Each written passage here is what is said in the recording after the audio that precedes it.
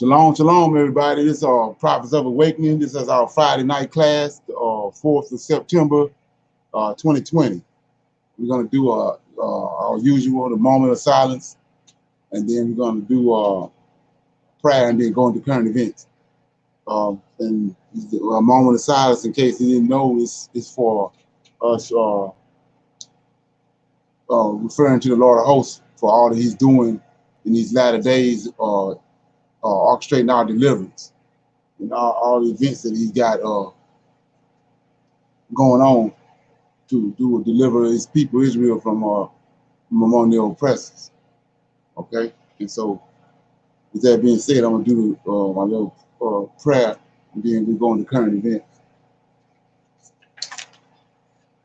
O Lord, righteousness and uprightness belongs unto thee. Therefore, we come before thee on the Sabbath day at this hour, seeking thy face and looking for righteousness and uprightness, that we may walk before thee as thy servants David and Solomon and Samuel and Hezekiah did, that we may walk before thee in truth and in righteousness and in rightness of heart. Give unto us, O Lord, an understanding heart, that we may discern between good and bad. For you possess the power to turn us, O Lord. For we desire to walk after thee, O Lord, and to keep your commandments and your testimony and your statutes with all our heart and soul, to perform the words of the covenant that was written down by your prophets. O Lord, allow thy face to shine upon thy people. Hear our plea. Hear and do, O Lord. Hide not thy face from us. We need you so much at this hour. Peace be on you. Okay. So with that being said, anybody got any current events that they want to bring up?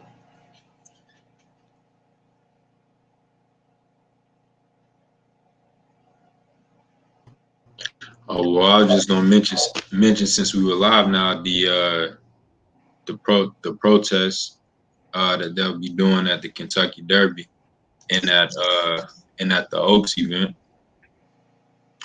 Okay. I forgot the name of the organization. NFAC. NFAC. Yeah. Right. Sure. Yeah, NFAC. And then we're going to add to that, got a video. You probably want to watch this tonight after the show. You want to be up abreast on everything. It's called Morning Mental, : can I put you in the water? This the guy, the Game Master Jay, the one that's over the NFAC. He's telling you, he's bringing you up to breast on everything going go down tomorrow. Okay. So, you want to check that out. That's 46 minutes and 33 seconds. It's Morning Mental, : can I put you in the water? ? Oh, okay. Anybody? Right. Leonard, can you give that name again? One more time. The name of the video is Morning Mental with a : can I put you in the water? ? Okay. 46 minutes. And they got, can I put you, got the U for the word you. Okay. The letter U. Then D-A instead of T-H-E. Oh. In the water. Okay. Yeah, you probably want to watch that if you want to be up to breast on what's going on. It's supposed to be going down tomorrow. Okay. Yeah. Somebody else got something? You got something, Michelle? Well, shalom. Oh, Jeanette, go ahead. I was just going to say that Trump is really pushing to try to get a vaccine before the election, to kind of sway the vote in his direction. But all of the medical people, or the little fake doctors, are saying that that's unlikely. And Right. then they're pushing that the measles, it's going to be a return of the measles, and so they want people to get vaccinated for the measles, but all the vaccines is going to have something in it that's not good. So right. they trying to find a way to get a needle in our arm. But the Most High is on the scene. Right. All right, thank you. Okay. Anybody else? Yes, Shalom. That is what I was gonna mention, that they were trying to get the vaccine out and distribute in the areas by I think it was November the 1st.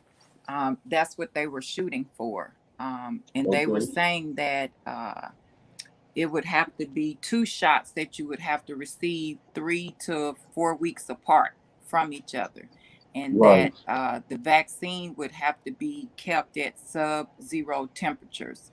So it was a article I was reading, and I'll share that with everybody. It has some good information in it, but they are shooting for November the 1st.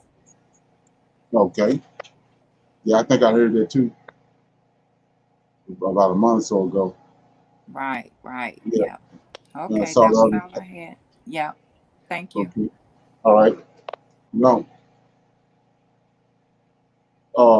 Yeah. So and then another thing I had was that I don't know if anybody heard about it, but this guy in Mississippi they had convicted him for manslaughter for 4 people at the furniture store that he had worked at. His name was Curtis Flowers, and he was released after 6 trials. He had six different murder trials over a 24-year period, and they finally found him not guilty, and they released him. And what had happened was the prosecutor in that little town in Mississippi, he had been hoodwinking the jurors by not he wanted an all white jury. That's how the guy kept on getting convicted. He was manipulating the jury pool where it was all whites, and so anyway, it ended up being transferred to the Supreme Court. And what happened to Supreme Court, you ain't gonna believe it, but Justice Brent M. Kavanaugh, said that equal justice under the law requires a criminal trial free of racial discrimination in the jury selection process. That's what got him free and released. Judge Kavanaugh. Never would have thunk that. But yeah, I just thought I ought to inject that in there. So yeah. Anybody else have anything else? Anybody have any comments on what we dealt with last night? Part one of Yacub. Who is Yacub?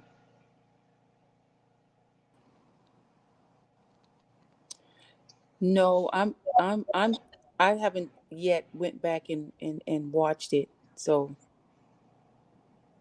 I am Okay. gonna go back and watch it because I do want to get a thorough understanding of that. Thank you.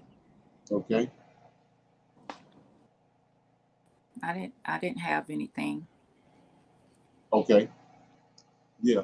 So what I'm gonna do is I'm gonna start playing this the next segment of that. It's gonna end up being 4 parts to it because I divided it into 4 parts. And then do part 2 tonight, part 2 in the morning, and then close it out for the Sabbath class at the end of it. So I'm starting right now.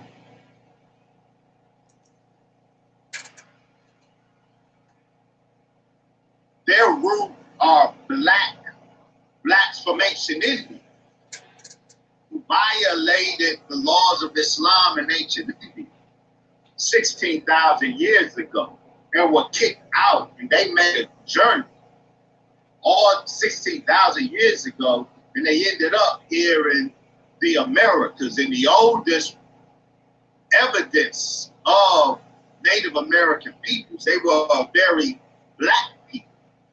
So the white Indian, if you will, is a result of race mixing with the white invaders. But the so-called Indian or Native American people, they aren't a part of the grafting. They are original people. Brother Warren, I want to be able to see. So can you minimize my screen a tad bit?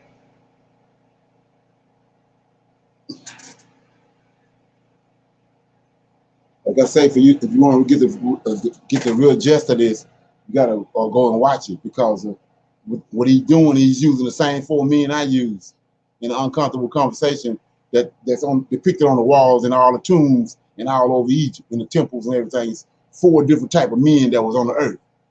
So to get the gist of this, you got to go back and watch it, and you know, watch the video and deal with what we doing too.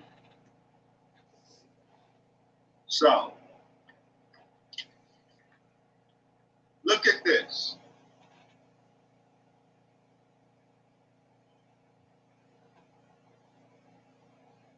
White people created.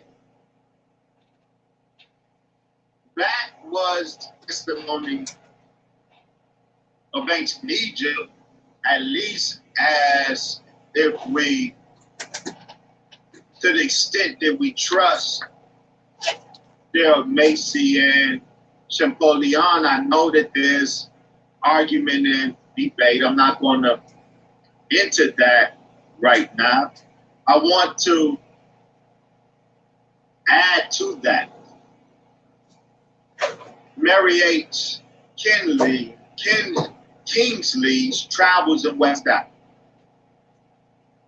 She traveled through West Africa, collecting traditions that were popular among African peoples or West African peoples. And look at what she shares with us.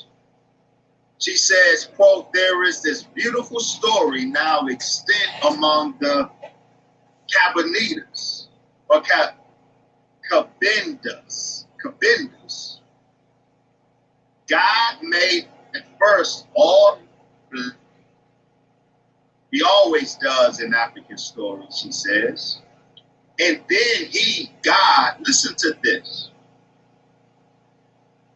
Then God, went across a great river and called men to follow him. And the wisest and the bravest of them and the best of them plunged into the great river and crossed it. And the water washed them white. So they are the ancestors of the white man. Listen to this. How can you not see Yacub and his people traveling by sea from Arabia to Pelon and Patmos? And what came from that was the birth of white people from black people. Here you have the exact same accounting. We are told that God, by these West Africans, that God and some of his people crossed over a sea. And when they got to the other side of the sea and got on land, the water washed them, his people who traveled with him, white. And these whites are these white black people, these white formerly black people, are the ancestors of the white race. Okay. One more.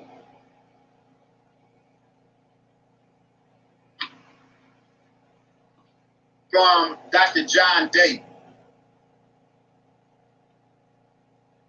Dr. John Davy, chemist, and his brother, famous chemist, and he,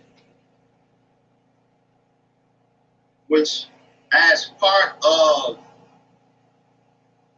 British Army Medical Department, he spent time in Ceylon over in India.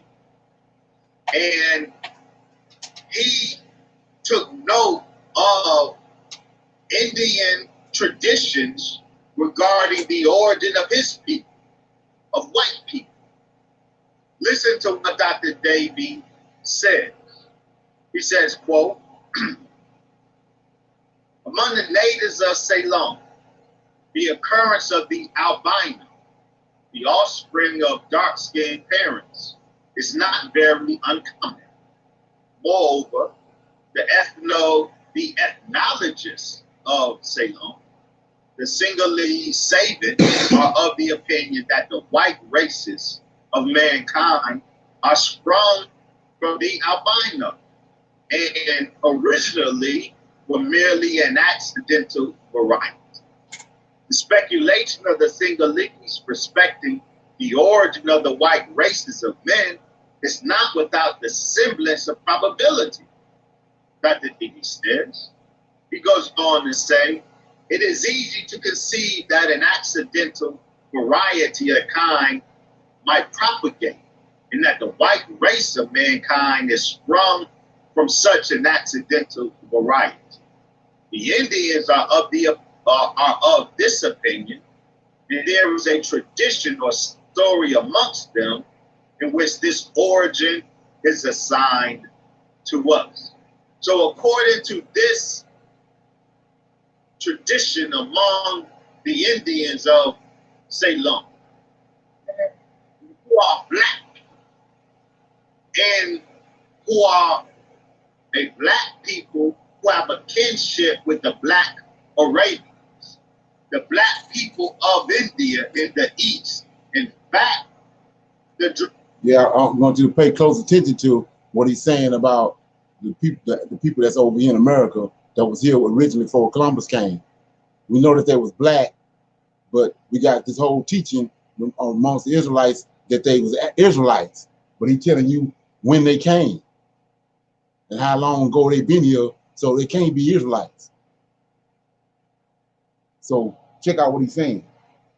Dravidian black man of ancient India in that area, we have demonstrated sprung from the black population of ancient Arabia. So according to this tradition, black people gave birth to an albino population, and an albino population of black people where by mutation, pigmentation is muted in them. And according to this Indian tradition, albinos born from among them gave birth to white people. And Dr. Davy says that he can countenance this origin of his people, but I would say that his description of this being an accident, that is where I take issue with Dr. Davies' suggestion. Some of what he described from the Indians is accurate, but we're not talking about an accidental variety at all. We're talking about a very deliberate process. So I wanted to share those to show, and I can multiply them, showing how many people know and have traditions of the artificial nature of the origin of white people from black people and the traditions of the world, and we are going to show more that are even more exact. But please take note of the West African tradition that God is some of his people who are black. God is black according to this West African tradition. His people were black, and they crossed over a river. And after they got across the river, a consequences of which is those black people turned white, and those white people, those white blacks, became the origin of white people. The parallel to what the Most Honorable Elijah Muhammad said concerning Yacub's history and the origin of white people is unmistakable. If you're just now tuning into this week's episode, we are going over the story of Yacub and the making of the white man. With that being said, don't forget to share this conversation with everyone in your network and have your network share it so we can get more people in the discussion. Well, Dr. Wesley, I really appreciate you getting into that deeper information. And but now I have a question. How does this work with Darwin's evolutionary theory, in which humans, mankind, originated from apes?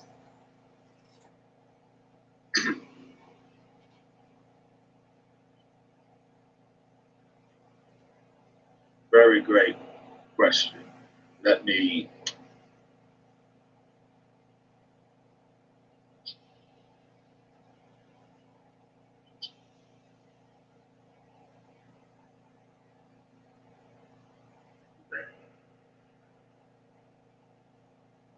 no.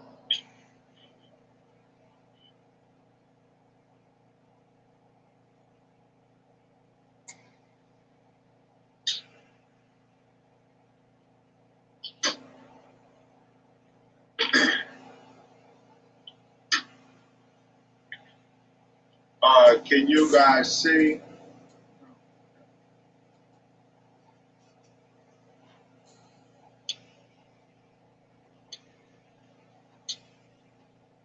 Okay, while you doing that, anybody got any comments on what we said earlier about what he said earlier?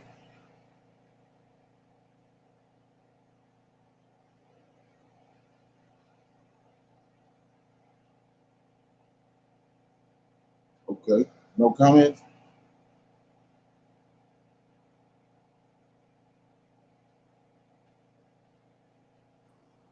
Shalom, shalom. Yes. Okay. I have to say this right here. There is a difference in a person with a PhD, a doctorate degree, and they're speaking the truth, and a person with a PhD or a doctorate degree, and they do not speak the truth, or they do not have the truth. So I just have to say this, this guy is throwing around this doctor name and that doctor name as if that makes what he's saying credible. And it Right. doesn't. And then the other thing is, one of the things that he's not saying, I don't know if he's going to say it later in his lecture, but they believe that the white man is the darker side of the black man, that the white man is the personification of the worst part of us. Therefore, we can't blame them because they come from us.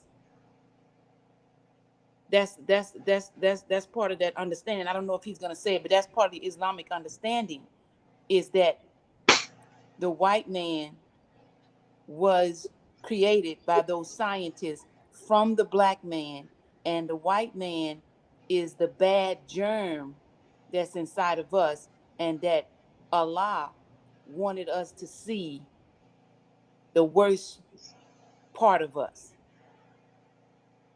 Right. But we know better than that, because Exactly. from understanding over here, we know that the Most High, the God of the Lord of Hosts, the God that's over the universe and all that, he's the enforcer.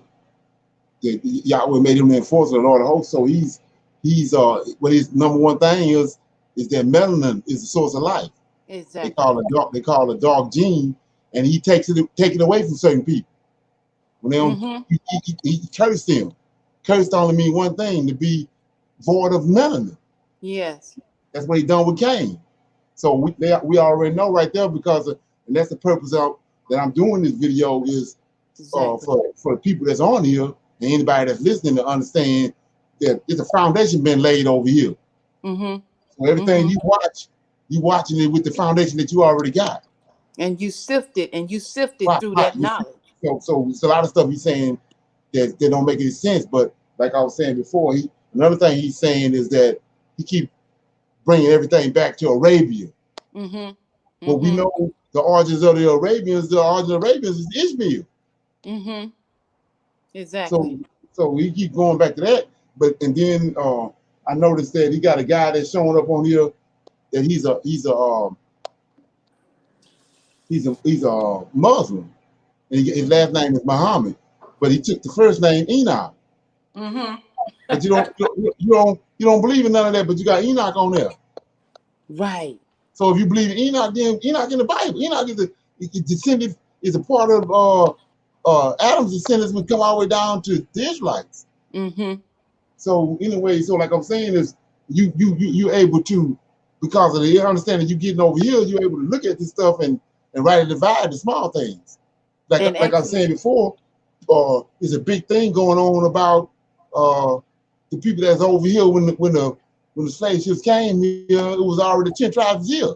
But when you do your research, I was telling the people about the Folsom people, and even about what happened with how Mansa Musa came into to be king over Mali Empire. Was his predecessor took 2,000 ships with a whole bunch of people and launched off into the Atlantic Ocean. Mm-hmm. And they never seen them no more. Mm-hmm. So like I'm saying before, when you get all these different stories, yeah, it's black people that was over here, but there weren't no Israelites. There weren't no Israelites. We looking at the evidence now, real time, what the Israelites said. They're over there in Africa. So Leonard, Mansa Musa came from where? Mansa Musa came from Mali, the Mali Empire on the west coast of Africa. Okay, but that was okay. Right. So by the time he had sailed with those 2,000 boats or ships, that was before or after the Israelites were forced onto the west coast. Yeah, he's an Israelite. He's descended from the people that fled Israel in 143 BC. That all those empires over there is Israelite empires. But the curses hadn't got there yet. Deuteronomy 28 hadn't got there yet. Okay, so the reason why you're saying those people that came on the 2,000 ships with Mansa were not Hebrew Israelites? No. They didn't come with Mansa Musa.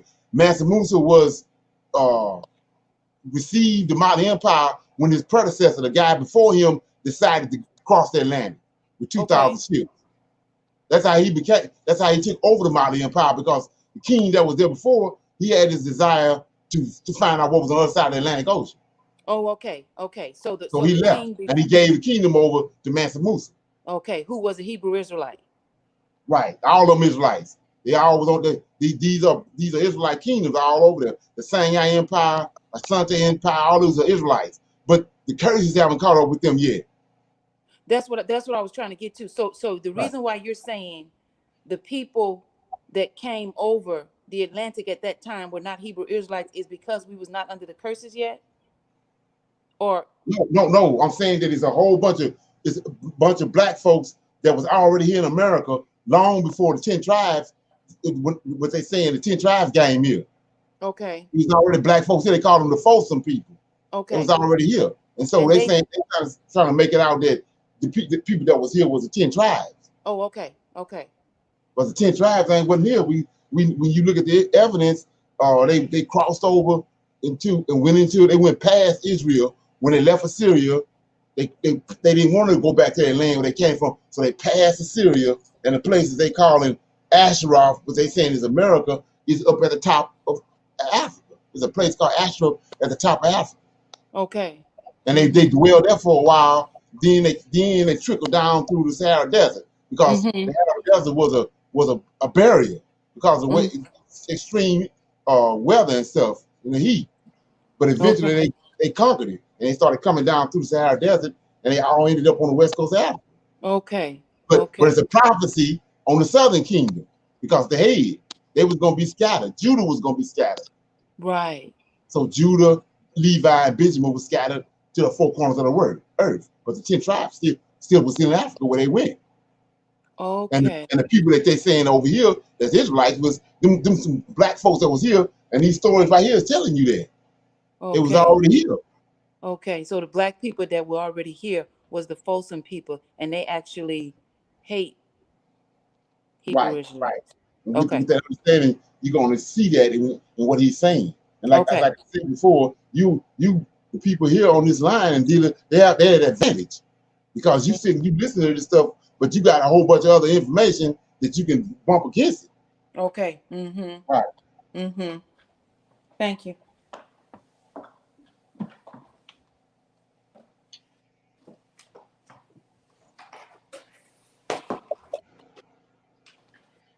you see that? I can. Can you guys see it? Our powerful creators? Let us know in the comment section.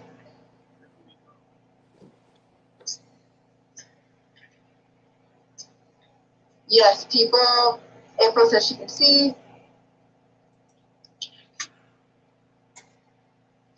So, Yes, yes, yes. People can see.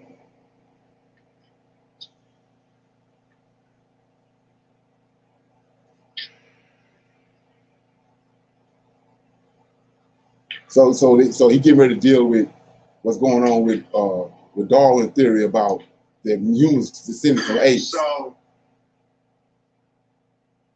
I want to state our position very clear. Not only did Darwin get it wrong, Darwin turned the truth on its head. What do I mean by that? Humans are not a branch of the ape tree. Apes are a branch of the human tree. Specifically, the large apes, the chimpanzee, gorilla, the gibbon, man isn't an ascended ape. These primates are degenerate humans, adapted and specialized to a restricted biotope, like the mountains or the forests, brought about by isolation. Humans, Sister Janita, are the root rather than the sideline of the so-called hominid branch of evolution. Apes did not give birth to humans. Humans gave birth to apes. And so, for example,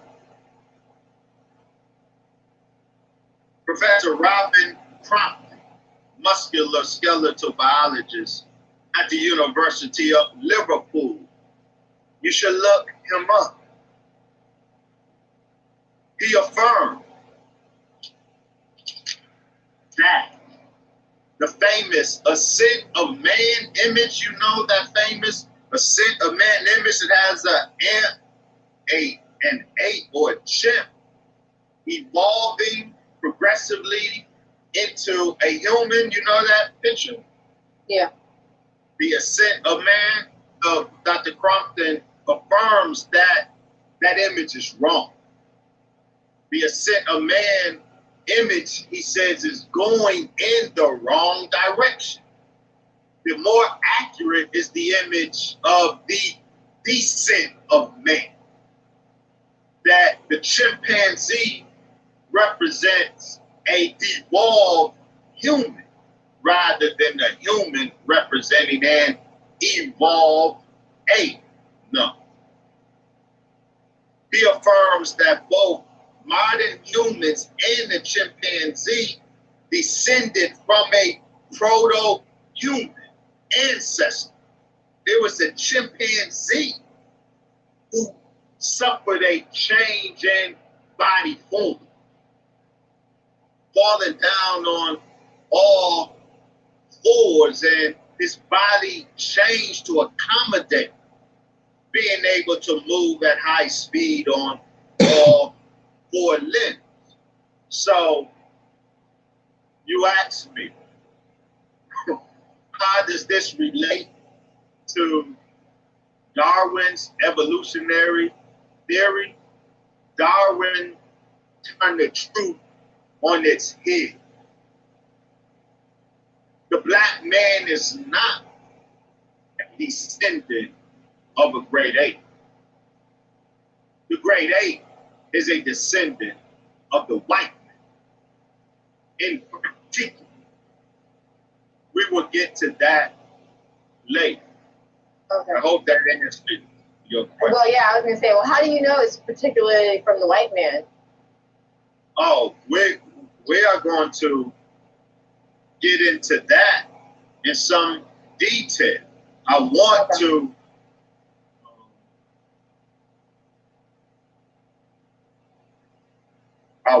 to establish some other things first Okay. before we get into that part of the history of white people. But I'm answering your question. That's an important base to lay. Right. The Darwinian that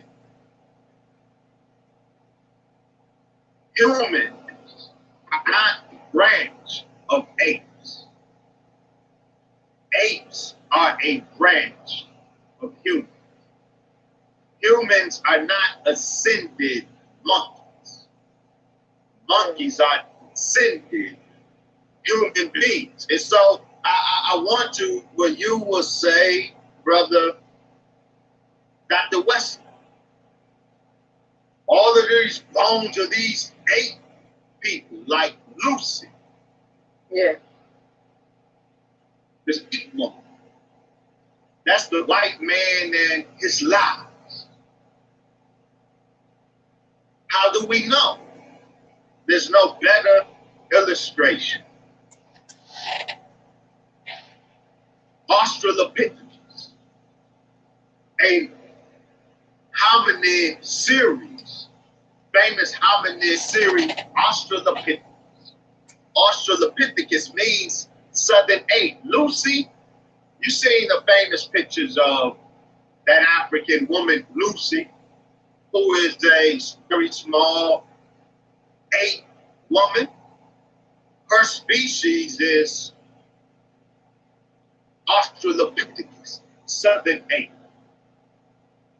The popular depiction of Lucy and that whole genus Australopithecus as 8 people is wrong. The name Australopithecus, southern ape, is misdirection and deliberate obfuscation. How do you know, Brother Dr. Wesley? Littlefoot tells us so. Who is Littlefoot? Littlefoot is the oldest and most complete specimen of so-called Australopithecus. Lucy was only 40% of her skeletal remains for all of that depiction of this little 8 woman, the original black woman. Even the Afrocentrists tout Lucy, the 8th woman, as the black woman is God. This 8th woman.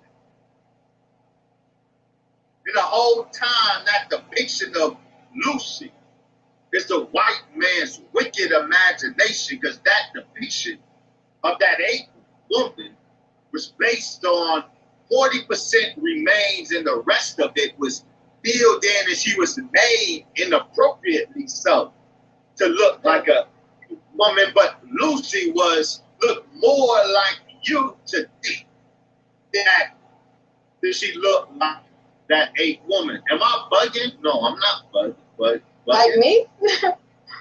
Yeah. She was more feminine. Oh, interesting. Littlefoot, the most complete specimen, skeletal specimen of Australopithecus. 3.6 million years old. Littlefoot proves what I just said. Littlefoot was no ape. Littlefoot was a proto-human. All of the features of Littlefoot in no way said ape. Littlefoot 4 million years old, older than Lucy. She was the size of a normal Western female today. They had Lucy as this little midget woman. Hey, Littlefoot shows us that the so-called Australopithecus woman was no ape woman. She had the size of a normal Western female. She walked totally upright. She was bipedal. She wasn't hanging around in trees. She tried to, but one suggestion is that that's why Littlefoot died. She fell from a tree because that wasn't her thing, because she was bipedal.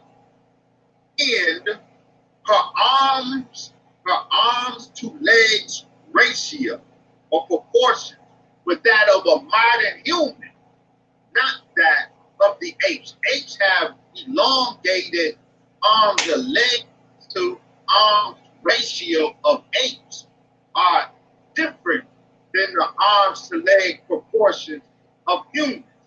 Littlefoot was a human. Her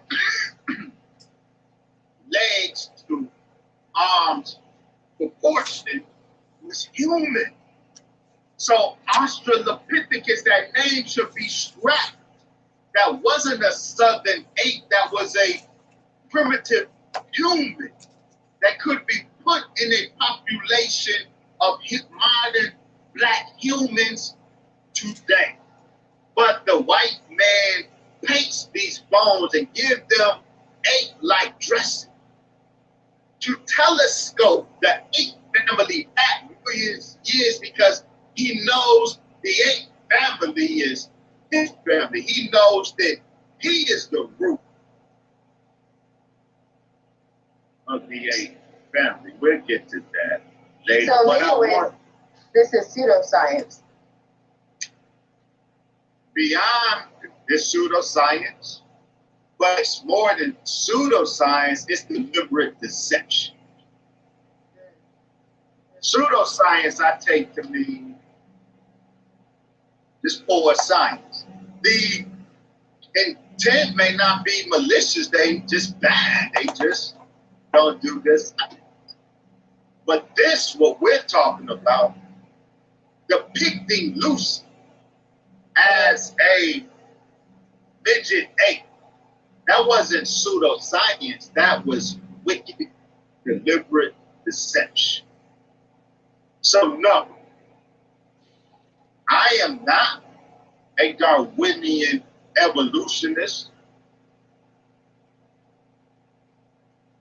The claim that the black man emerged from an ape, I reject that, not because of egotistical or religious reasons. We can, in fact, all of the current evidence makes us, or allows us to say, as I did, humans are not a branch of the ape tree. Apes are a branch of the human tree. Yeah, someone had brought it to my attention that there actually hasn't been any science that actually backed and has stated factually that evolutionary theory is real. And I was like, oh, that's really interesting considering that you learn this through K through 12. You can go to museums and see these things. And so just inherently we'll assume then if you're being taught through K through 12 or going to museums that obviously this is fact and this is factual. And when they brought it up, I was like, okay, well, let me go see if I can find it. And I couldn't. And I was like, oh, I didn't realize that prior to that. Understand that the white man knows his origin in the world. And he constructed his world to conceal his origin in this world. So going back to Yacub, I've seen that many people have said that Yacub is actually Jacob in the Bible. If that is true, where's Esau? Yeah, check this out.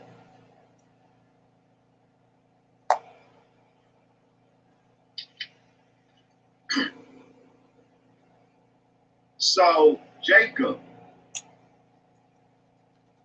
when he wrestles with God in the Bible,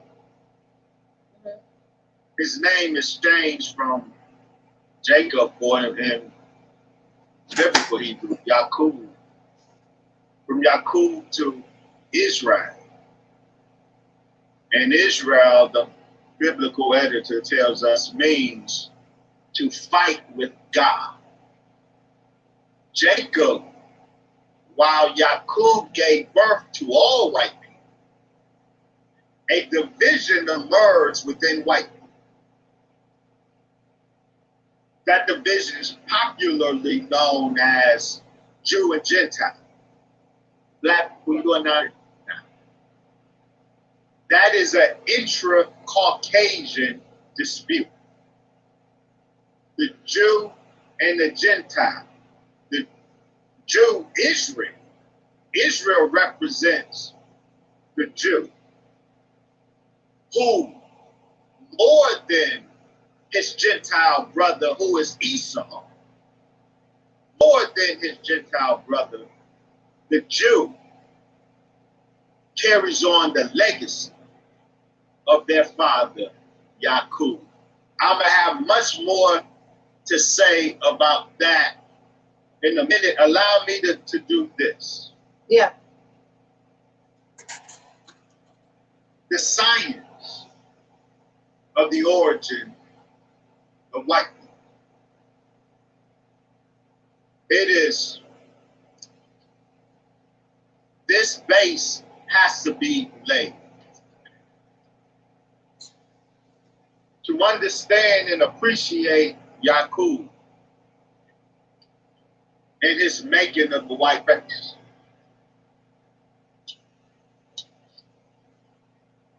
And to be able to appreciate what we say,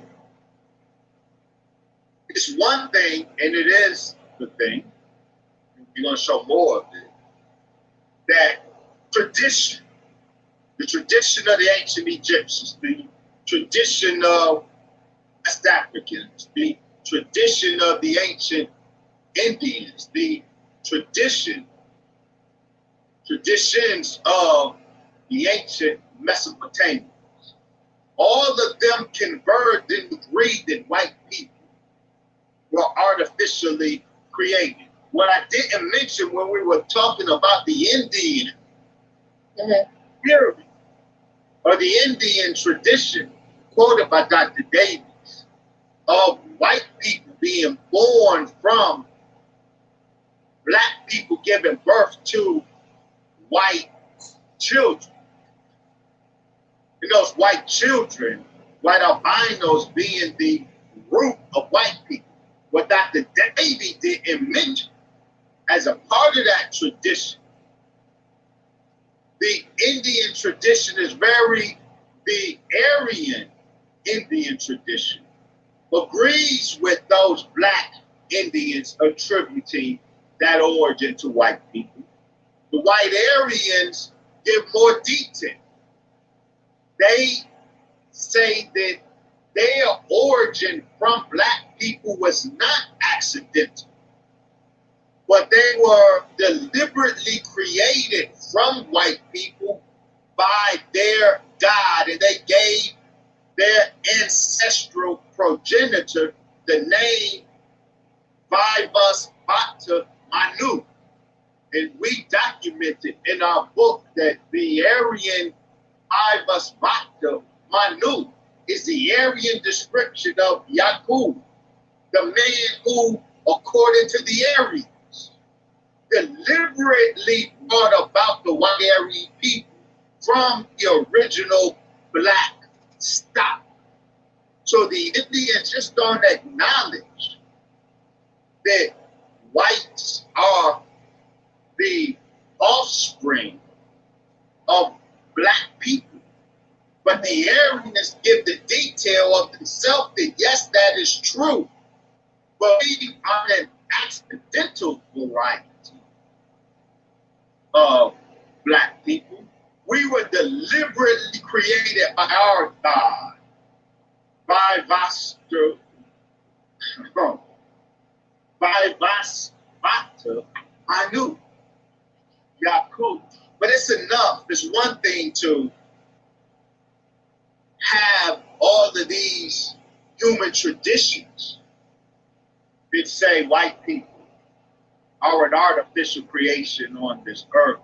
But what does the science say?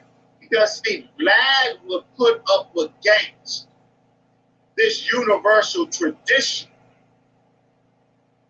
He will put up against that Bill Nye the Science Guy. Mhm. And we are saying that Bill Nye's science is impeached, that the science refutes Bill Nye and BJ Vlad, and the science confirms the most honorable Elijah Muhammad and these other traditions that agree with the honorable Elijah Muhammad to the detail. So if I may, if you need to take a water break, because we are going to get into the science of the origin of white people. Okay. Any comment on what you heard so far? You know, they have a phrase. He is all over the place Okay. in terms of trying to explain how Yacub is connected to Jacob. He all over the place. He all the way. He not even in left field. He not even in the ballpark. Right. Am I hearing him correctly? He trying to say that the way that Jacob is Yacub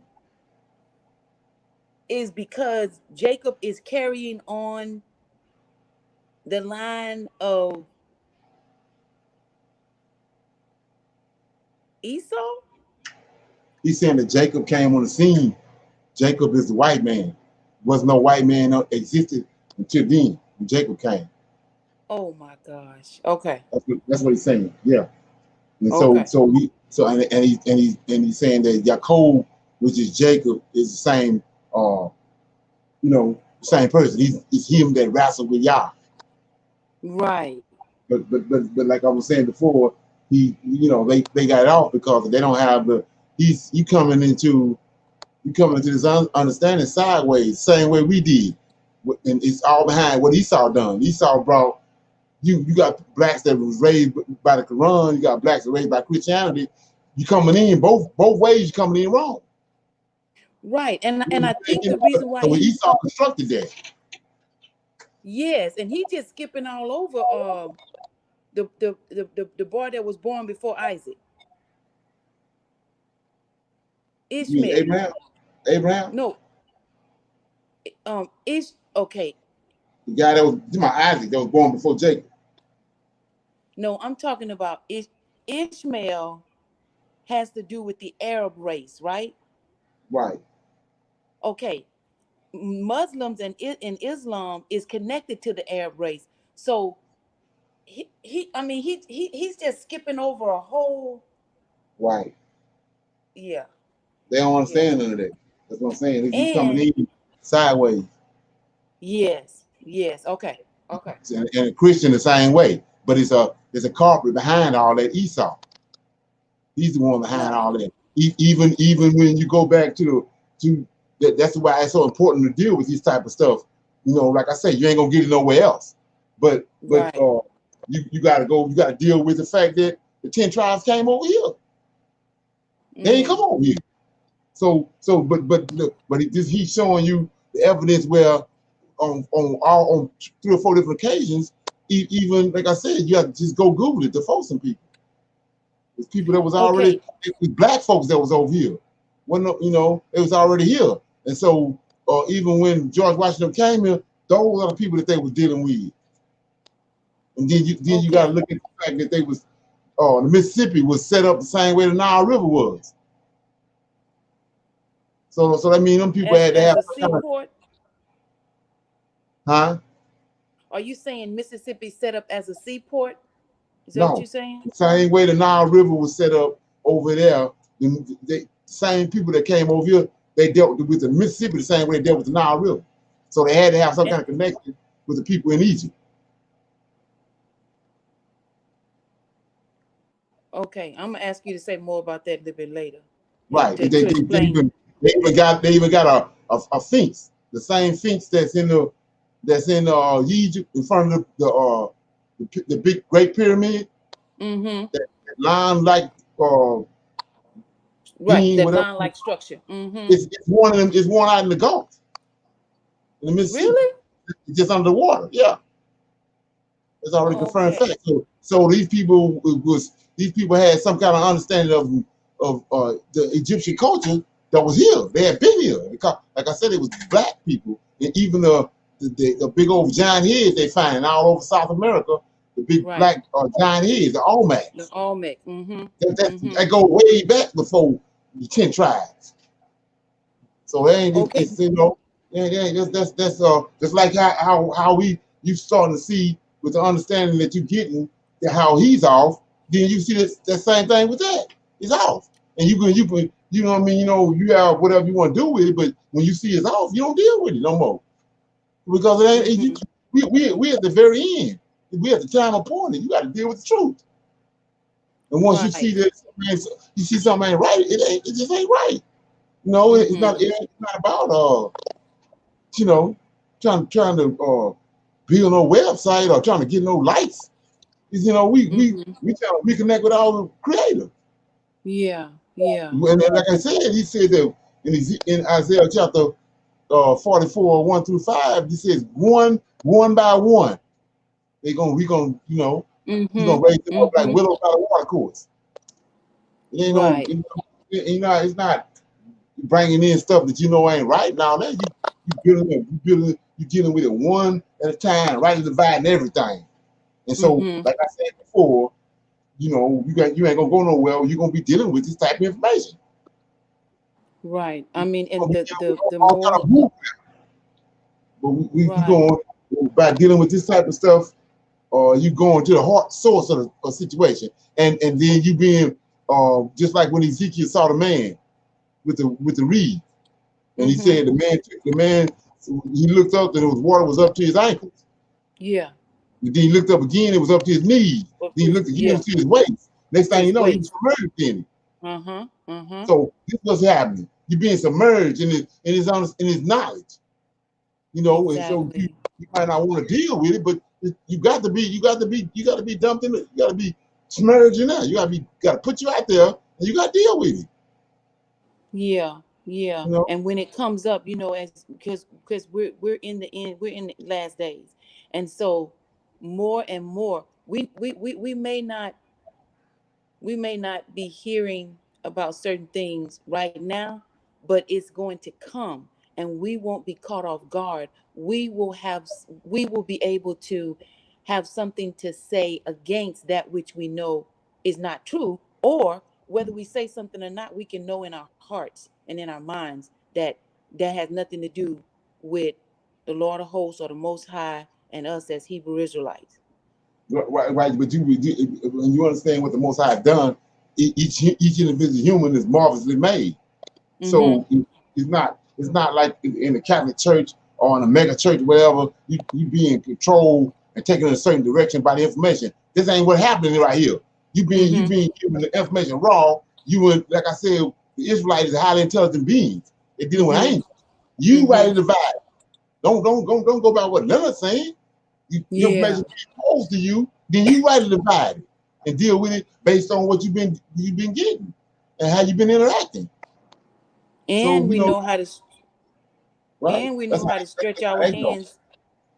Yeah, stretch our hands to the Lord of hosts and ask the Lord of hosts to let us know what is of him and what is not. Because even after we on the line on the class even after the class is over and our discussion, then that's the time where we go back over the information, and we're inviting the Lord of hosts to help us to understand the information and to put it in its proper perspective, in our life and in our minds. right? When you understand who the Most High Lord of Hosts is, you ain't got to invite him nowhere. So he said with Moses when he put Moses over the Israelites. We know these people. There's a great multitude that left Egypt. They murmuring and all that. So Moses ain't got to call him. We already know what Moses dealing with. He already dealing with him. So he says, go on. They needed water. He said, go on down to the rock. I already be there, standing on the rock. So you ain't got to do all that because the prophecy is in 44, 1-5 that I'm gonna come and wake you up. Okay. And see, that's some residue. So that's how I'm presenting the information. I'm being the information based on how it was given to me, knowing he there. It ain't me because when you get this information right here, which is a lot of people ain't never heard of this stuff. So once you get it and you go to your room or wherever you're gonna do later on tonight, I ain't gonna be there. The Lord Host gonna be there. I ain't me. Yeah. I just know how he dealt with me and how it works and how he showed me in the scriptures how it works. So it's like I said before, if I bring up the Folsom people and all that, and you have a zeal for the Most High, you gonna go do the research on the Folsom people. Yeah. And then so what is that? That's the same thing with a laptop or a computer. When you get certain information, you save it. Same thing with that. You got now you got some information that's been posed to you that you got in your head that you didn't have there. So when the topic come up about North America, South America, and all that, well, you already know there was some people over here from the research I done to Folsom people. Yeah. How do they factor into this? But you can't do that. You can't do that if it ain't been posed to you. That's right. Okay, so that's the work I'm putting in, and it's the reason why, like I said, I can do that was because that's how the Most High dealt with me. Right. So let me make sure I understand you, Leonard. So like when I say invite the Lord of Hosts in, see that's some residue that's left over from Christianity. Okay, so I appreciate that understanding, because I'm always talking about invite the Lord of Hosts to be with you. Invite the Lord, and what you're saying, I want to make sure I'm clear. The Lord of Hosts is already there. The Lord of Hosts is already with me. The Lord. Okay, all right. And he said that I'm gonna come. I'm gonna do this. So it ain't. So you ain't got to call me no nowhere. invitation. Okay. He's already doing all this. Like I said, each and every person on here, they was brought here. I ain't bring them here. Right. You got to bring your mindset up to that. Right. You know what I'm saying? Just like I said before, I ain't know nothing about no Friday night, the sun going down to Shabbat. But now I know. So right now, look what we doing right now on Friday night. Exactly. So it's not nothing we doing. There's the Most High behind it. He's bringing you. He's realigning you because of who you are. You being realigned. That's what I'm saying. So every opportunity that's being presented, you've been introduced to other information that you might even know nothing about. But once you've been introduced to it, you can't say that you don't know about it because it's being introduced to you. Right. And the Lord of Hosts gonna do the fermenting. You know what I'm saying?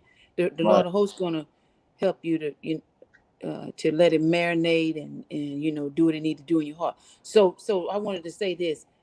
When we first started meeting on Friday nights, that was a struggle because I said, man, I got so many other things to do. I can't be being on the line every Friday.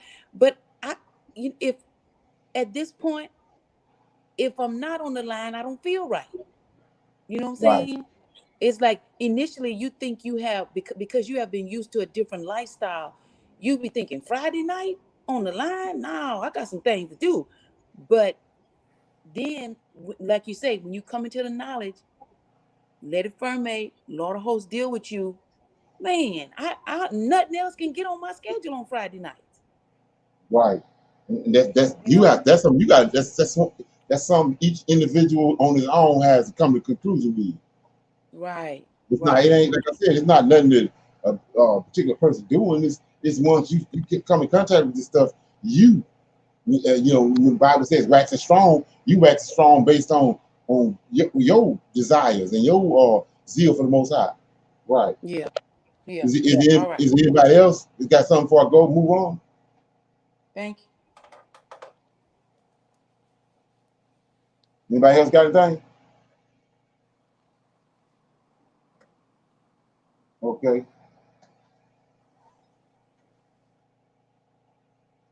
We're taking a little break. I'm going to get into Jacob. In the Bible, we're going to get into the origin of monkeys.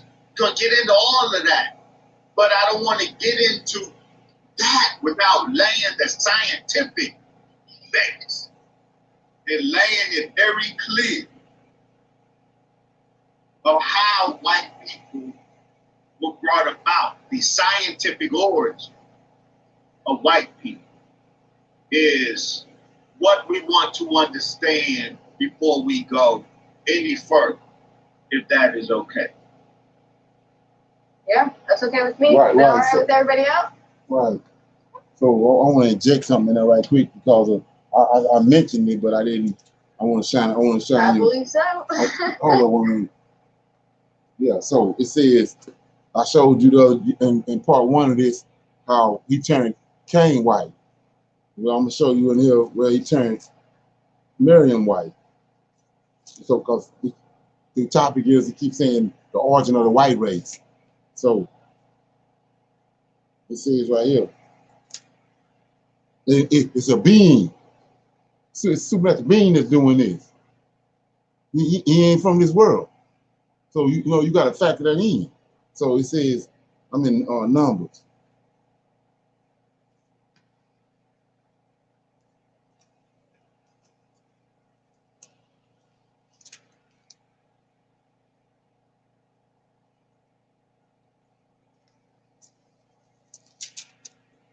Okay, I'm in Numbers chapter 12, verse 10. And what's going on is, let me go back to chapter 12. It says, Miriam and Aaron spake against Moses because of the Ethiopian woman whom he had married, for he had married an Ethiopian woman. And they said, have the Lord indeed spoken only by Moses? Have he not spoken also by us? And the Lord heard it. So well, the Lord is in here in this King James Bible. We just figure out who the Lord is. It's a being. It's an angelic being. And so he's not from this world. He's not human. So Moses and Aaron, he called Moses out. And now Moses' brother and sister Aaron and Miriam talking against him. So we're going to pick it up in Numbers 12 and 10.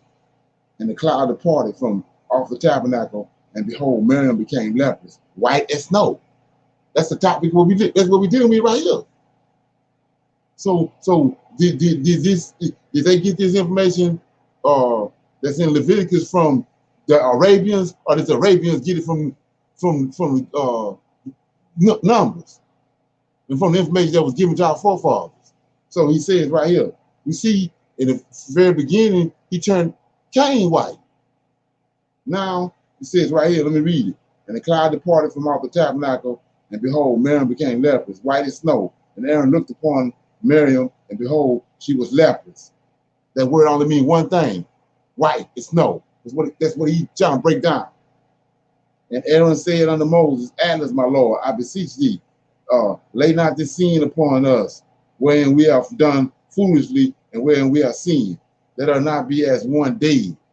That's what he be claiming all the time. He proclaiming all through the video that these people is not human, and that they subpart, something ain't right with them. What Moses tell you right here.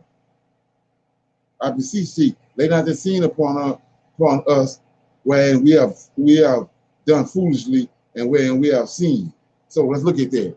So Moses says, and Aaron said unto Moses, Atlas, my Lord, lowercase, I beseech thee, lay not the sin upon us, but the person that was turned white was Miriam. But Aaron said, don't lay the sin upon us. So for her to be white and amongst them is a problem.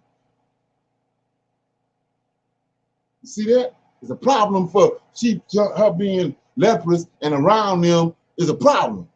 For them. It's a problem for all them around. So ain't that what he's saying over here about the white folks?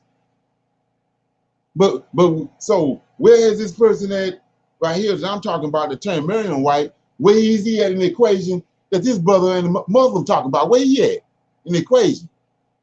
His name ain't Yacub. Okay, and then so you keep going. 12. Let her not be as one dead, of whom the flesh is half consumed, when he cometh out of his mother's womb. And Moses cried unto the Lord, saying, Heal her now, O God, I beseech thee. And the Lord said unto Moses, If her father had but spit in her face, should she not be ashamed 7 days?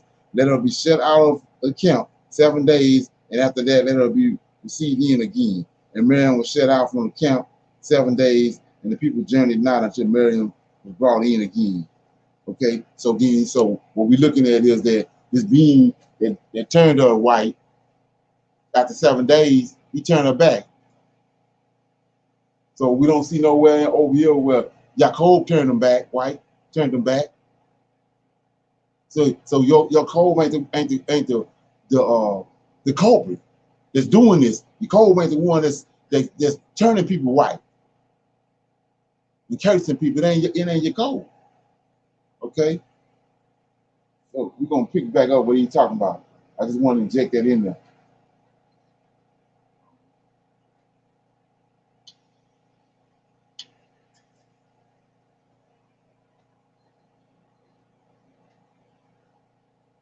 Because I intend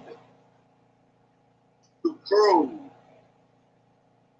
Yacub the man and Yacub the process as it relates to the origin of white people.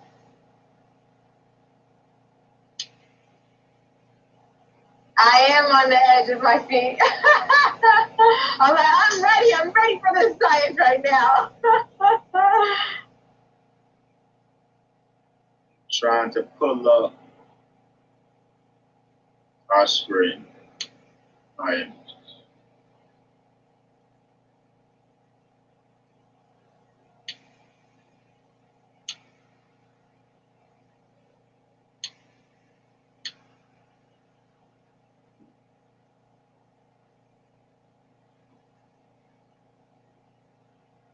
People are very excited. Yeah, I definitely put my thinking cap on today. You know, it's interesting as we wait for you to pull it up. Just reading all the different comments from the different outlets that we had promoted the show on, and you know, it's really interesting how there are some people who genuinely felt offended about this particular topic, and I can understand to a certain degree. But I also think that, I mean, anything dealing with scholarship or history or science is always worth exploring if there's any truth to it, and that we should try not to put our emotions in whether or not there's any truth to something. And I was like, it was kind of surprising. I was a little surprised by some people were like, this is offensive. But for the most part, people were really excited and talking about how they've been waiting for this and this is going to be epic. And I'm like, yeah. So it was nice to see the balance, but also I was really confused about, like, well, if something could be possibly true, wouldn't you want to know? Because I would. I would hold off my emotions and find out first. And that's very wise. I was waiting for this conversation for 30 years. And it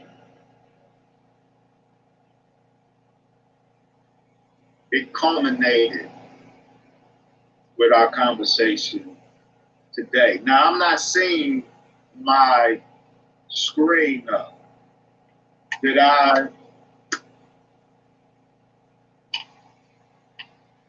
miss a step? You see my screen? Yeah, I can. The you have two diagrams of, Yes. yeah. So,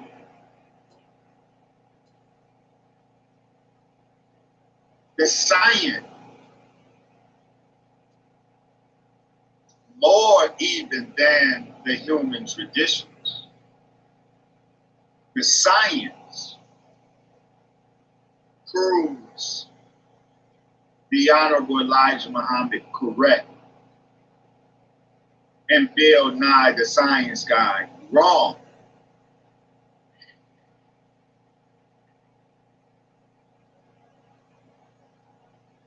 To understand that, you got to understand genetics. To understand white people, you got to understand genetics. So this is going to be a genetic discussion. If you want to understand the origin of white people,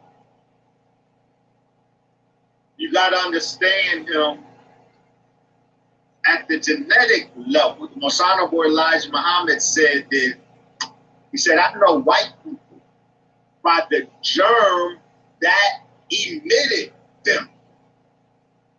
That's deep. He said, I know white people by the germ that emitted them. Except we have an appropriate knowledge of genetics, we can't understand white people. We can't understand the origin of white people. And we can't understand why Elijah Muhammad is right and Bill Nye, the science guy, and everyone else is wrong. So, when Yacub, while studying the black man's genome in the laboratory, when it said that he saw that there were two people within the black man, that there was two different germs, a black germ and a brown germ, and that by separating the brown germ from the black germ, that's how he developed race and ultimately white people. What we have to understand is the science of dominant and recessive genetics. We have to understand the law of segregation. And we have to understand the science of breeding. Then we will perfectly understand there's only one explanation that can account for that. There's only one explanation that can account for white people as they are. Behold, black people went to Europe, it got cold, they needed vitamin D, so they lost pigment and became white. That's one of the reasons why that's so wrong. Because it's so to a medical rarity. Because it's so superficial. It doesn't take into account the reality of white people beyond their depigmentation. But the white man's uniqueness as a people is beyond the depigmentation of his outer skin. To understand white people fully, you have to understand genetics. So,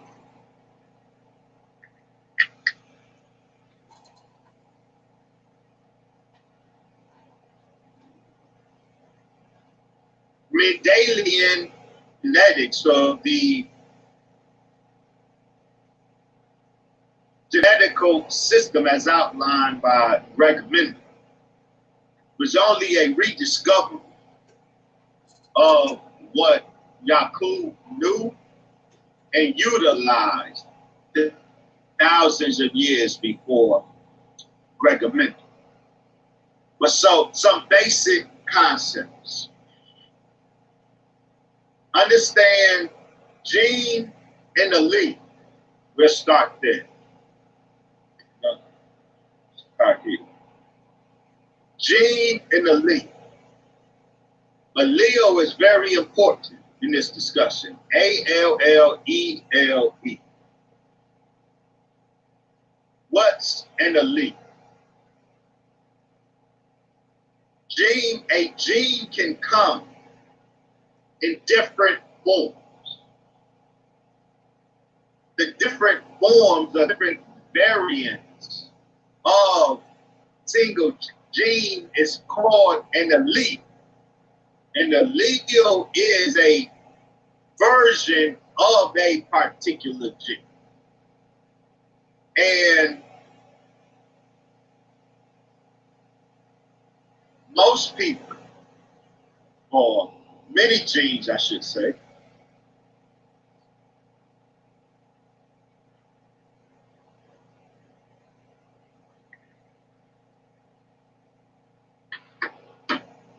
many genes have two distinct alleles, two distinct versions, two distinct variants. A dominant version or a dominant allele and a recessive version or a recessive allele. Is that pretty simple so far? Yeah. Because we're talking about expression, how they will be expressed, right? So, let's distinguish, and it's important, genotype from phenotype.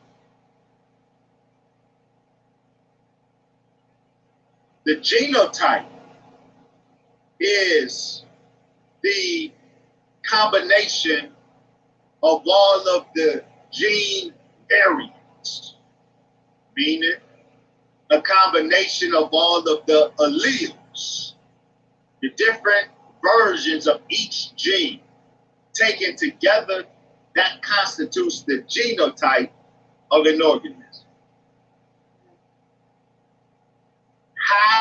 Which allele is expressed versus which one isn't, how much or to what degree an allele is expressed, this determines phenotype. Phenotype is what you see. Phenotype is the combination of the observable traits of an organism. Does that make sense? Yeah. Genotype is the actual set of genes in the various alleles.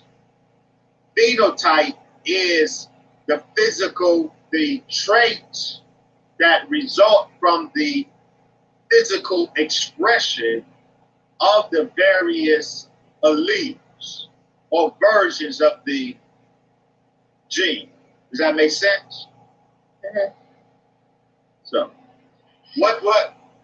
Be more clear. The path. Why are you emphasizing the difference between genotype and phenotype? In answer to Sister Janita's question. So, many genes have two alleles, two versions of it, a dominant and a recessive version of that gene.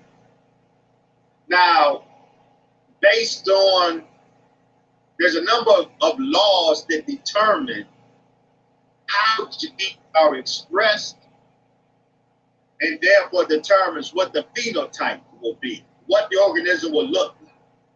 Mm-hmm. So Gregor Mendel, for example, he noticed that the purple pea plant, there's a purple pea plant and there's a white pea plant. The purple pea plant has the gene that codes for color comes in two versions. There's two alleles of the pea plant gene that codes for color. There's the dominant gene, dominant allele, is a purple gene. It codes for the color purple. The gene or allele that codes for white, that's a recessive gene or recessive allele. Now the purple pea plant, it has both the allele that codes for purple, and it has the allele that codes for white. Mhm. So how is it that the purple plant, though it has both the purple gene and the white gene, why is it purple? The white plant, the white pea plant, it only has the allele that codes for white. Right. Why does the purple pea plant, if it only had the purple allele, it would be described as homozygous dominant, meaning it has two dominant genes, the two dominant alleles that code for purple.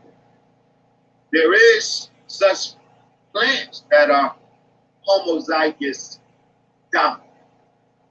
And of course, because they have only the purple allele, they only produce purple plants, purple offspring, and they themselves are purple.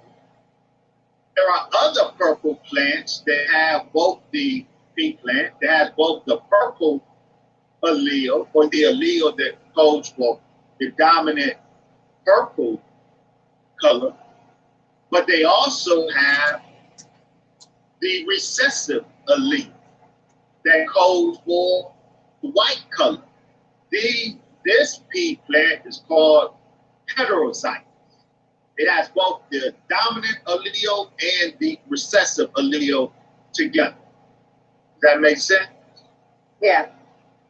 What's important is that phenotypically, so the genotypes differ. The genotype of homozygous is two dominant alleles. The genotype of heterozygous is dominant and recessive alleles. The genotype is different, but guess what? The phenotype is exactly the same. They're identical phenotypically. They both produce the purple pea plant. Wow. And they give birth to purple pea plant. Wow. It's called the law of dominance. When the dominant allele, the recessive allele are together, the dominant allele dominates the recessive. It hides the recessive. It masks and prohibits the expression of the recessive allele. So even though the recessive allele is there, it's getting no play. So it's not having any on the phenotype. So the heterozygous pea plant is as purple as the homozygous dominant pea plant that has two dominant purple alleles. The heterozygous pea plant, it's not only is it not white, it's not pink or lavender. It's not a blend of the two alleles, right? You would think if there's two alleles, there's this dominant purple together with the recessive white, together the offspring will be a lavender. That's not the case. As I listen to this, it makes me think about Marcy and Millie Biggs. They are fraternal twins, and they were on the cover of National Geographic for one being black and then the other being white, but the twin that appears a little bit more white also appears a little bit more ambiguous looking. And so when I think of this, I'm thinking like literally this is probably what happened in their circumstances. Well, I don't know. I haven't read that particular article, so I don't know the circumstance surrounding those two. Mm-hmm. I don't know. Maybe so. If you read the article as we go along, you see if what we say matches what. I think it does from how I'm understanding now of the dominance and the recessive genes and how it's being split even within this particular chart where the twins are literally on the extreme left and right, but they might act, well, at least their phenotype is, but now as I'm trying to understand genotypes, they could also have the different genotypes of what you're saying as well. Which now means you could breed people in this particular way, then maybe, I don't know. How we breed people. We're gonna get to that. We're just laying the genetic foundation to understand Yacub and his product race, in particular, the white man. So when the Honorable Elijah Muhammad said Yacub studied the genome of the black man and saw that there are two people in him, what Yacub saw was two different alleles for many genes that exist in the black man. Yacub saw that the genes of the black man come in a dominant and recessive form, many of them. And he saw that in that recessive allele is a whole people prepared to give expression to it. Now, again, let's go back to that people. You have to understand, family, I'm using these languages because these terms because they're necessary to follow the scientific process. Homozygous and heterozygous. So there's always three options when you talk about a gene that has two alleles.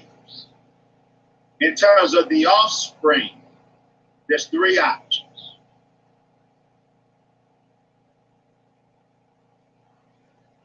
It could be as a cross between the two parents. The offspring could be homozygous dominant, meaning they inherit, that offspring inherited from the two parents only the dominant allele for that gene. And so homozygous means two dominant genes, or the two dominant alleles. And so if the offspring is that of the pea plant, a homozygous pea plant will be a purple pea plant because it has two dominant alleles, purple producing alleles. Or the other option is the offspring would be heterozygous, meaning it inherited from one parent the dominant allele, purple, and inherited from the other parent the recessive allele, white. So the offspring is heterozygous for that trait. He has the dominant and the recessive allele. The phenotype of that offspring will be exactly like the phenotype of the homozygous dominant they both will be purple. He would not be lavender or pink. I get to that.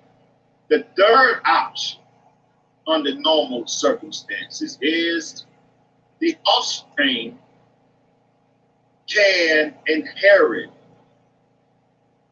a recessive allele from the father and a recessive allele from the mother, and that offspring is homozygous recessive. He only has the recessive allele, and that's how you pick the white pea plant. The white pea plant is homozygous recessive, a very important term. Homozygous recessive. Now, something very important. Why do homozygous dominant and heterozygous both look alike? They both purple. Why? Because heterozygous, why is the offspring not a blend of the two traits? Why is a heterozygous pea plant not lavender, a blend of the purple and white? Because of the law of dominance and the law of segregation. Again, under normal circumstances, the dominant gene prevents the expression of the recessive gene. Very important. So this recessive gene was existing up in black people all of these millions of years. This other man was existing up within us all these millions of years, but we didn't know. You know why we didn't know? Because we're heterozygous. In under normal circumstances, that recessive gene in us doesn't get any play, doesn't get any expression. It's masked by the dominant gene. Now, what's important? So that's the law of dominance. Understand the law of dominance. Dominant gene overpowers the recessive and thus masks the existence of the recessive allele by prohibiting its expression. That's under normal circumstances. We also need to know the law of segregation. The law of segregation says that under normal circumstances, the genes passed down to the offspring will be done randomly.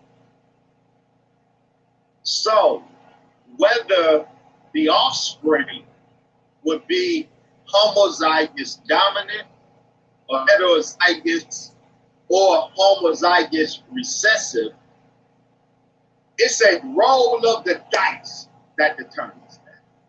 It's random how the alleles are selected for in the offspring.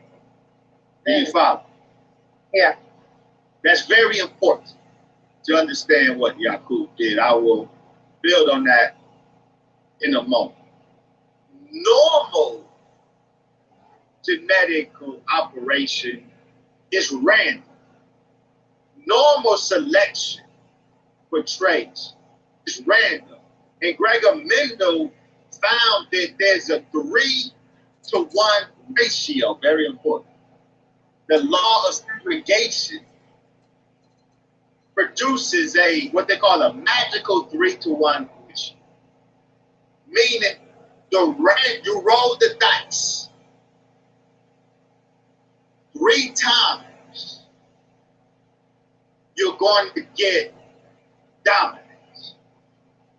3 out of 4 times you roll that dice, you're going to get a dominant phenotype.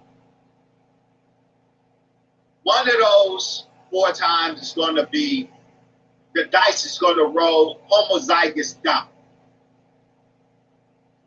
2 of those dice rolls are going to produce heterozygous. In one of those 4 rolls of the dice, randomly, will produce a homozygous recessive offspring. Does that make sense? Yeah. The law of segregation. Now, why that's important is because the opposite of the law of segregation, which is the random selection of alleles that are passed down to offspring, the opposite of that is the deliberate selection of alleles passed down into offspring. What you call breeding, artificial or selective mating to breed determined alleles. So instead of the law of segregation, it randomly produces homozygous dominant, or randomly 1 out of 4 times, or randomly produces homozygous recessive 1 out of 4 times. You can selectively breed homozygous dominant, or you can selectively breed homozygous recessive. That's what breeding is all about. Selective mating to overcome or counter the random law of segregation in order to breed in particular traits. Does that make sense? Yeah, so this is why Yacub killed off the black babies, to make it to where now people can only reproduce with the lighter skinned babies until he kept getting down the line. But there's one more law to understand that. One more genetic law that's necessary to understand Yacub's work on the item of Pelon. So we discussed the law of dominance. We discussed the law of segregation. The other law is, or phenomenon is, incomplete dominance. This is what under normal circumstances, the law of dominance is operative. This is why a heterozygous genome, a heterozygous pea plant, produces a offspring as purple as the homozygous dominant. However, occasionally, it's rare, but occasionally, you will see a lavender pea plant. Not purple, not white. You will see a lavender pea plant. Why?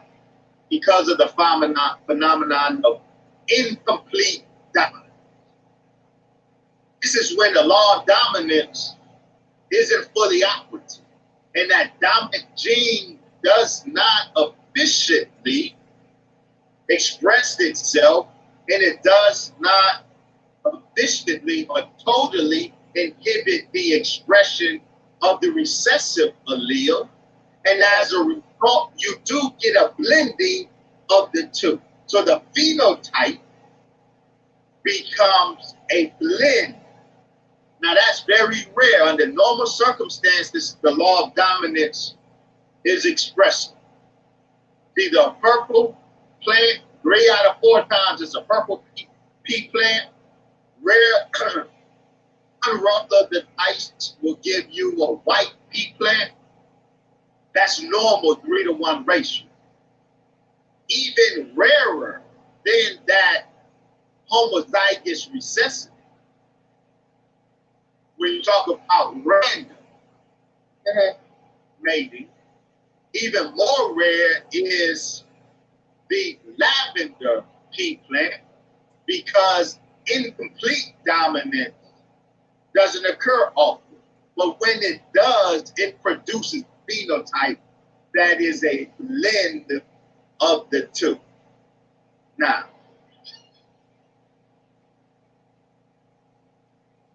why is that important? Into your question. I hope our clinic, our free clinic on Mendelian genetics was understanding. I hope we were understood. Did that all make sense so far, Sister Janita? Yeah, I mean, I asked clarifying questions. I'm looking at the comments right now. Was there anyone else that needed any points clarified? Please let us know. Can you explain half original?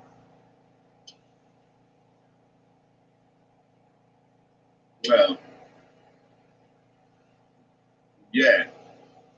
Half original simply means the offspring of a original black man and a white woman. That's half original. So, Yacub, that scientific base is absolutely necessary to understand and appreciate Yacub's work on the island of Pila. So,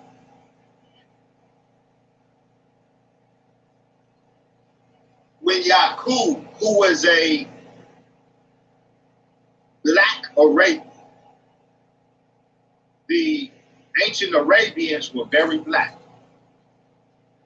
So Yacub and his followers were black Arabians, very black-skinned people who went over to the island of Pelon and were ground zero for the production of the Caucasian. What Yacub instituted was a method called in genetics positive assortative mating. Positive assortative mating.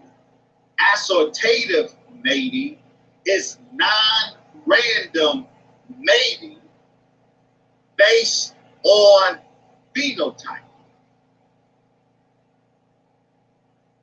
Positive assortative mating is mating that's not random, that's driven by phenotype considerations.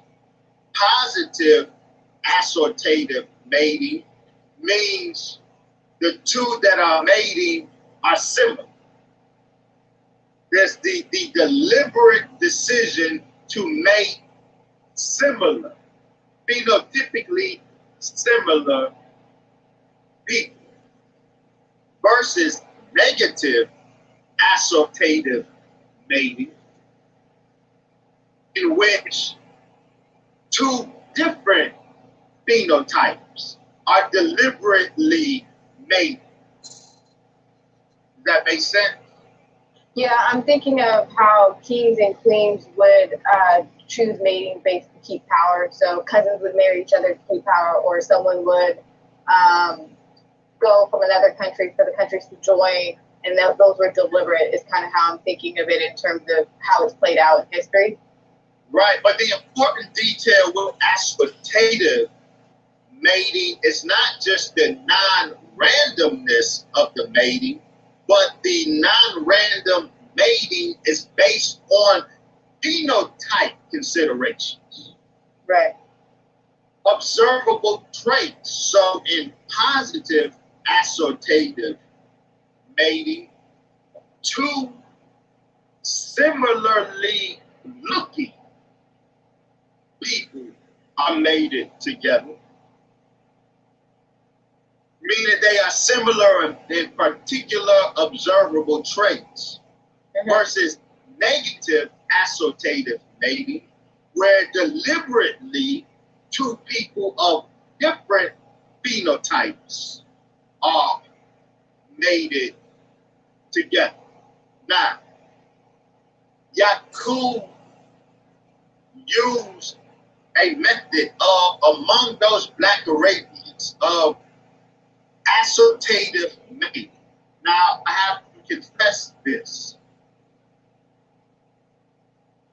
I have read two different statements. And I think, and it makes me to understand that Yacub used both positive assortative mating and negative assortative mating. Meaning what? The Honorable Elijah Muhammad said that a law of marriage that Yacub instituted was two black people could not marry. So two homozygous dominant or a normal heterozygous black person, they could not marry. Two black people were not allowed to marry and bear children under Yacub's program in Pilon. Only two marriages were permitted. A black person could marry a brown person, and that would then be negative assortative marriage. Okay. So the phenotypes are dissimilar. They're non-random. They're deliberately a black and a brown were mated together on phenotype considerations. That is negative assortative mating. Also, the Honorable Elijah Muhammad said that two brown people could marry. Two black people could not marry and bear children. Two brown people could marry and bear children. That's positive assortative mating. So the three possibilities, marriage possibilities, one was outlawed, two were permitted under Yacub's instructions. Positive assortative mating from two black people were disallowed. Positive assortative marrying of two brown people and negative assortative marriage between a black person and a brown person was allowed. Does that make sense? Yep. Now, of course, the question becomes where the brown people come. Yeah. So the brown, while most of the island was black Arabians, but because of the phenomenon of incomplete dominance, you had black people you had brown people on the island. People who were African type brown in complexion. They were brown, but they weren't the black that was characteristic of Black Arabia. They had a brownness maybe that was characteristic of Africa. And in that case, two black Arabians could give birth to a brown Arabian by virtue of incomplete dominance. So the few brown who were there produced, they were married, wedded together, and a black Arabian was allowed to marry one of these brown Arabians, and this was the marriage law that governed the process in under Yacub, and this is how Yacub countered the law of segregation, the random selection of alleles passed to offspring. And so we have, that's why I have this graph on display with the purple. So the dominant gene is blue, the recessive gene or allele is red. But in this case, the leading of the two will be purple. And this illustrates the positive associative mating that Yacub allowed, the mating of two brown people, the brown being the blend to one degree or another of the black and the dominant and recessive gene producing a brown phenotype. Okay. Any questions right here? I'm trying to find a way to cut a stopping point. Anybody got any questions or comments?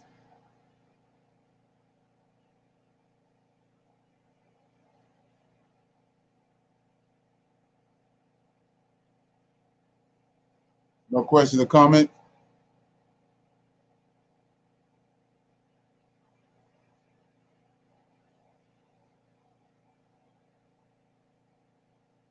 Okay.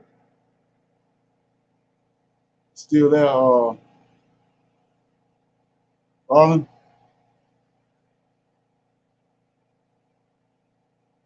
Okay. Any questions? Yeah, Leonard, I just wanted to say that, of course, in school we studied the recessive and the dominant genes, the different genes that cause the color of the eye and all of this. But to accept this is to negate the importance of melanin. And when, a person disobeys the Lord of hosts or disobeys the Most High is the one that, that punishes them by taking melanin away. But if you stick with all this science and the explanation of recessive and dominant genes and all of this, and that this man, with the knowledge of how to put genes together, how to put DNA together to get something else, that takes away the authority of the Lord of hosts and the Most High. I mean, I know that he's saying that Allah or the Elijah Muhammad, brought this knowledge to them, but Elijah Muhammad is not the Lord of hosts or the Most High. So science does not trump God.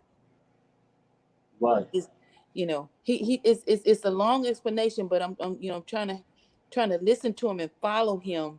And so at some point he's going to get to the bottom line, and it seems like he's saying the white man was brought about through the knowledge of recessive and dominant genes and knowing about how to have certain people with certain gene pools to marry and make children. Right. And again, that takes the authority away from the Lord of hosts and the Most High. So thank you. Okay. Anybody else?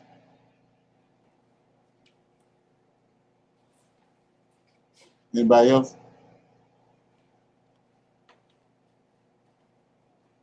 Okay, yeah. So what he's okay. Yeah. What he's shown, what he's saying is very well could have happened, but the fact of the matter is, what the claim they're making is that right here, what was this Yacub did when he took this group of people with him and they went over to these islands and they started this program right here, this DNA and genetic program, is when the white man came into existence. But we know better than that, because of the white man, he turned Cain white. Then we know he turned Miriam white, turned her back, and then he turned Gehazi white. So, and then we know about the Gentiles. You know, the Gentiles, Japhet. Japhet is white before the flood. I mean, Japhet is white after the flood. Then he was white before the flood. So that's the point I'm making. You know. So I'm gonna let this play a little more, and then I'm gonna close out because I'm trying to find a cutoff point where I can pick it up tomorrow. And these brown persons were allowed to mate. Now, of course, as you see here, even when two brown persons mate, they still carry the dominant and recessive gene. So they are still beholden to the 3-1 ratio. If this randomly mating, the roll of the dice will produce a homozygous dominant, will produce another blue offspring. Twice the roll of the dice may produce brown offspring, and once, or at least heterozygous, and once will the roll of the dice from these two brown people produce homozygous. So Yacub's law enforced that only a black person and a brown person can mate, or two brown people can mate, and these are the ones who were the original nucleus of the breeding program of Mr. Yacub on the island of Patmos or P. Does that make sense? Yeah. Does anyone have any questions on that? Okay, so we're gonna I'm gonna cut it off right there. Stopping point. We'll pick it up tomorrow. Anybody have any comments or anything before we close out?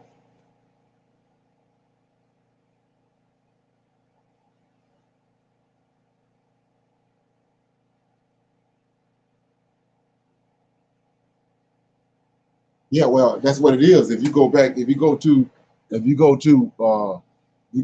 where I was at with Miriam in Leviticus, it says Moses said once Miriam became leprous, it says, and Aaron said unto Moses, Atlas, my Lord, beseech thee, lay not the sin upon us, when we have done foolishly and when we have sinned. So the leprosy is tied to sin. So the condition in Leviticus is what the priest is observing. It might start on a person's shoulder, might start on a thigh or whatever. It'd be a little white dot or a white spot, and then they start dealing with that. But we understand right here from Numbers chapter 12 and 10 is according to sin, and so that's why they come into the temple and bringing these offerings to try to negate that. And then so what you come to find out when you're dealing with that, I'll show you tomorrow. I'm gonna find it over doing between 9 in the morning. But you got such thing as it might start, like I said, it might start on their arm as a little white spot, and then but if they don't deal with it, it's gonna spread. Just like Michael Jackson was an example. It spread over. Then what happened is you become and that person has to be put outside the camp because sin. That's what they did with Mary. They put her outside the camp because they can't deal with her. So it had a such thing as a clean leper. That mean that person, all of their skin, which was at one time was brown, and then all of a sudden, all the skin was a white. There was no more brown skin on there. That's what they call a clean leper. And so they were separated by themselves. So when you understand that and go back to what he was telling you right here, where they had villages. They had villages all over the place. Even the white folks had places where they had lepers by themselves. So you got this whole colony of people. They're all lepers. It's no different than what he just said right here. How he was doing selective, how he was putting certain certain genotypes and all it together, separating them and causing them to breed with each other. Well, that's what they did with the lepers. All lepers was placed in a colony and they had to live apart from everybody else by themselves. So they mean these lepers intermarried with each other. So you creating a whole nother race of people right there. And so all this ain't come about from what Yacub done. We see that this is coming from what the Most High doing. And and so like I said before, it's only one it's only one way a person can be cursed in the Bible, and he tells you right there, he turning white. He got angry with Cain, and then he turned Cain white. When you understand what's going on, he got angry with Elijah servant Gehazi, and he turned Gehazi white. He turned Miriam white, but the only reason he turned Miriam back to her, gave her color back, was because Moses was there. Moses interceded. And then we also know that he gave Moses a sign to give it to Pharaoh, to let you know the significance and the repercussions of leprosy was he had Moses stick his hand in his bosom and bring it back out in front of the Pharaoh. And when the Pharaoh and all his court saw his hand was leprous, they jumped back because that's to show you what it was. It's seen. It ain't good. Yeah.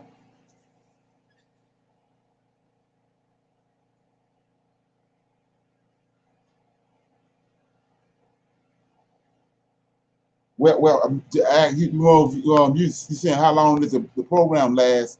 I really don't. I really don't prescribe to it. I'm just the reason why I'm dealing with this is because it's some stuff that need to know. And like I was saying before, when you look at scriptures, you see that the Lord of hosts is dealing with turning people white. And he's the one behind all this. It's not Yacub. And like I said before, you can when you understand Esau and who he is, Esau created Christianity. He created he's the ones that crafted the Catholic Church and all the dogma that go with the Catholic Church. He's the one crafted Islam. He's the one behind it. So when you understand that, that's where all the drama is coming in there, because he didn't crafted these gods, and not only did he craft them, he created a book to go along with them.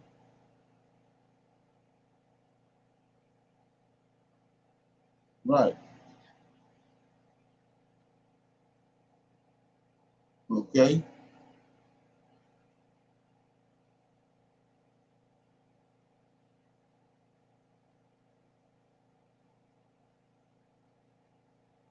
Okay.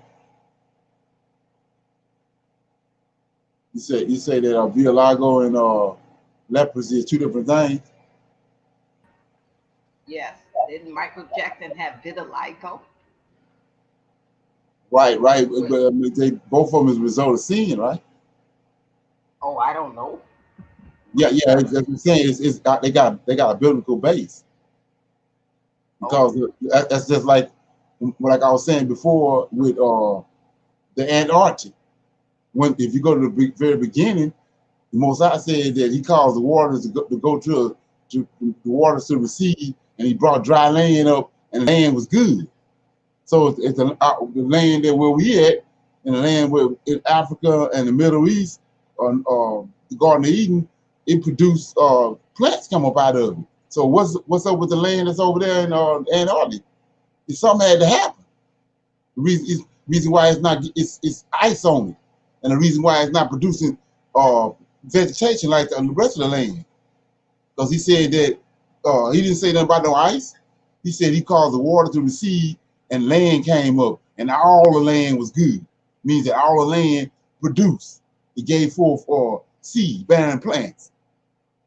So something had to happen over there with the Antarctic. Something had to happen in the Sahara Desert.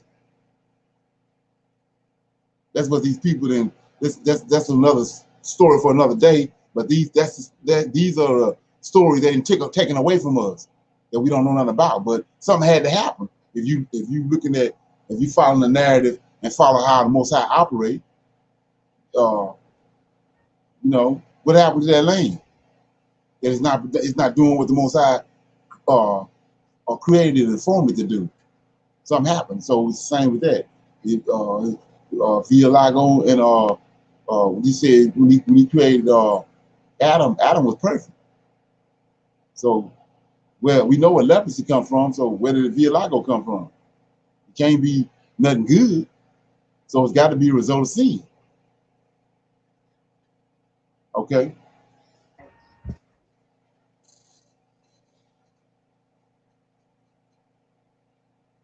Any more questions?